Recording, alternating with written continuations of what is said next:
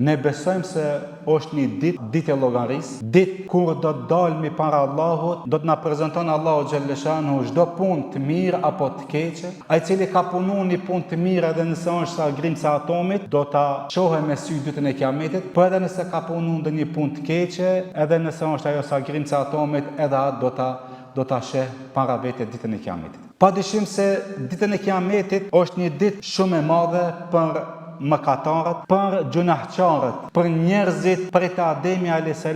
deri te njeriu i fundit. Është një ditë ku thot pejgamberi a.s.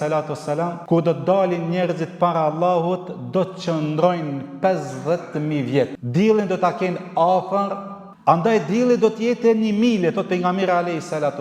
E kjo 50.000 vjet do të jetë për gjunahçarët, mëkatarët, ditë e madhe, ditë që do të zgatet shumë. I kanë thonë, po ja Rasulullah, po muslimonin e për muslimonin i cili punët e mira ka më shumë se të këqija, kjo ditë do të jetë sa qëndron njeriu duke e prit namazin me fal. Mas që i falë sunetet ti, sa qëndron për me thiri kameti, 1 minutë, 2 minuta, 5 minuta, 10 minuta. E qash për muslimoni do tjetë kjo ditë e shkurt, për ati cili veprat e ti ja kalojnë ata të këqijat.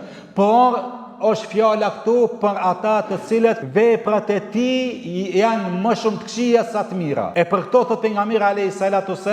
të cilët do të kenë gajle dhe stres dhe dert, njeriu i cili është namazli, njeriu i cili ka punë të rrezi, ky njeri nuk do të ketë stres edhe të lashe para Allahut ditën e Kiametit. Kush do të kenë stres? Ata të cilët veprat e tij janë më shumë të këqija sa të mira, ata do të kenë stres. Për ato pejgamberi a.s. ditën e Kiametit është një ditë e madhe, është një ditë e gatë, që do të jetë 50.000 vjet, edhe djersat e njeriu ka për tyre do të ambulojnë deri te zogi i komës.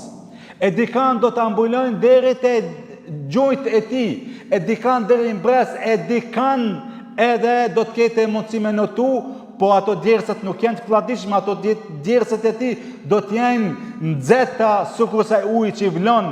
Andaj sa më shumë derte, sa më shumë gjuna, aq më shumë do të djersitet njeriu para Allahut